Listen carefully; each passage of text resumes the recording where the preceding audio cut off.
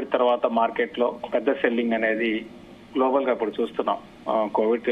Covid starting లో మనకి ఒక 1 వీక్ నిఫ్టీ బాగా కరెక్ట్ అయింది. దాని తర్వాత అప్పటి నుంచి చూస్తే మధ్యలో చిన్న డిప్ వచ్చింది, కానీ భారీగా కరెక్ట్ అయింది లేదు. బట్ ఇది మాత్రం చాలా అంటే ఫర్ ఎగ్జాంపుల్ ఈ రోజు నికే చూసుకుంటే 10% దాకా కరెక్ట్ అయింది. సో నేను అనుకోవడము ఈసారి మార్కెట్స్ అంత ఈజీగా రికవరీ అయితే ఉండకపోవచ్చు గ్లోబల్ మార్కెట్స్. మంది కూడా దానికి అనుగుణంగా కొంత పానిక్ సెల్లింగ్ అనేది చూస్తున్నాము మన మార్కెట్ లో కూడా. ప్రస్తుతానికి 24,000 ఈజీగా కట్ అయ్యి బిలో 23,800 కూడా బిలో నిఫ్టీ రావడానికి అవకాశాలు ఉన్నాయి. అయితే ఈ క్రమంలో స్టాక్స్ కూడా ఎక్కువ పడతాయండి. నిఫ్టీ ఏమో కానీ అంటే నిఫ్టీ కన్నా స్టాక్స్ బాగా భారీగా పడతాయి. సో నెక్స్ట్ ఫ్యూ డేస్ లో మళ్ళీ గ్లోబల్ క్యూస్ కొంచెం ఆగితే పర్లేదు. బట్ ఓవరాల్ గా మాత్రం గ్లోబల్ మార్కెట్స్ మాత్రం బాగా కరెక్షన్ లోకి వెళ్ళిపోయినాయి. ఇక మన మార్కెట్ విషయానికి వస్తే చూడాలి. నేను కూడా గ్లోబల్ మార్కెట్స్ పడినంత భారీ కరెక్షన్ అయితే మన మార్కెట్ లో ఉండదు. మనది క్రాష్ అయిపోయే అవకాశాలు అయితే ఉండవు. ఒకవేళ నేను కూడా ఇక్కడ నుంచి ఒక 5 to 6% కరెక్షన్ ఎక్స్పెక్ట్ చేస్తున్నాను. అంతకు మించి భారీగా కరెక్ట్ అయితే మన మార్కెట్ ఉండదండి. ఇప్పుడు గ్లోబల్ క్యూస్ ఏమి కూడా మనకి ఈ రోజు పాజిటివ్ గా లేవు.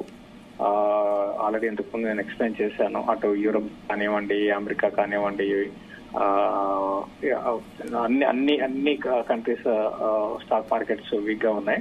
అంటే అక్కడ ఏమైందంటే మళ్ళీ ఇన్ఫ్లేషన్ పెరగచ్చు, మళ్ళీ రెసిషన్ లోకి ఎకానమీస్ వెళ్ళొచ్చు అనేవి వచ్చాయి పైకి.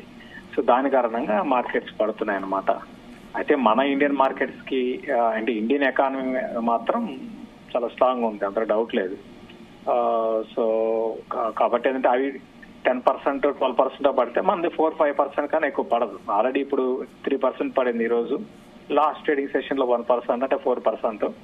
ఇంకొక ఇప్పటి వరకు పడింది 3%. ఇంకొక మహా అయితే ఇంకో 3% పడడానికి ఇక్కడ నుంచి అవకాశం ఉందండి మన మార్కెట్. మరి ఈ మార్కెట్ ఇలా ఎన్ని రోజులు నష్టాలతో కొనసాగే అవకాశం ఉంది? ఈ నెలంతా ఇంకా పెరిగే అవకాశాలు లేవండి. మనకి ఈ నెలంతా కూడా ఆగస్టు మంత్ అంతా కూడా మార్కెట్లు పెరిగే అవకాశాలు అయితే క్లియర్ గా లేవు. ఒకవేళ 1-2 రోజుల మధ్యలో ఫుల్ బ్యాక్ ర్యాలీస్ అంటాం, షార్ట్ కవరింగ్ ర్యాలీస్ అంటాం, అవి రావచ్చు. అయితే అవి సస్టైన్ కావన్నమాట. మళ్ళీ బ్యాక్ టు మార్కెట్స్ వీక్ అయిపోతాయి. బట్ ఓవరాల్ గా ఇక్కడ నుంచి ట్రేడర్స్ సెల్ అండ్ ర్యాలీస్ అని చెప్తాను. మార్కెట్స్ మాత్రం ఇక్కడ నుంచి భారీగా పెరిగే అవకాశాలు ఈ నెలలో ఆగస్టులో లేవు. ఇంకా సెప్టెంబర్ పరిస్థితి నెక్స్ట్ మంత్ ఎలా ఉంటుంది ఏంటి మనం ఇప్పుడే చెప్పలేము. బట్ ఈ నెల మాత్రం ఖచ్చితంగా మార్కెట్స్ పెరిగే అవకాశాలు లేవండి. మరి ఇన్వెస్టర్లకు మీరు ఎలాంటి సలహాలు ఇస్తారు? అంటే ఈ టైంలో వేటిపై ఇన్వెస్ట్ చేస్తే మంచిదంటారు? ఇప్పుడున్న పరిస్థితిలో మంచి క్వాలిటీ స్టాక్స్ లో ఉండడం అనేది ఇంపార్టెంట్ అండి. So mid and small cap లో సెల్లింగ్ అనేది ఆగదు. ఈ మంత్ ఎటువంటి పరిస్థితిలో కూడా ఆగే అవకాశాలు. ఇంకా ప్రైస్ కరెక్షన్ అంటాం, అది వచ్చిందంటే 10%, 15% కంటిన్యూగా పడుతూ ఉంటాయండి. సో ఆ ప్రైస్ కరెక్షన్ అనేది ప్రస్తుతం మనకి ఇప్పుడు స్టార్ట్ అయింది మన మార్కెట్ లో. కాబట్టి చిన్న స్టాక్ జోలికి వెళ్ళొద్దని చెప్తాను. ఓన్లీ ఫండమెంటల్ గా బాగున్న కంపెనీలోనే యావరేజ్ చేసుకో. ఆల్రెడీ మంచి కంపెనీస్ ఉంటే హైయర్ లెవెల్స్ లో కొన్ని ఉంటే కొంచెం కిందకు వచ్చినప్పుడు యావరేజ్ చేసుకోవడానికి ప్రయత్నించామని చెప్తాను.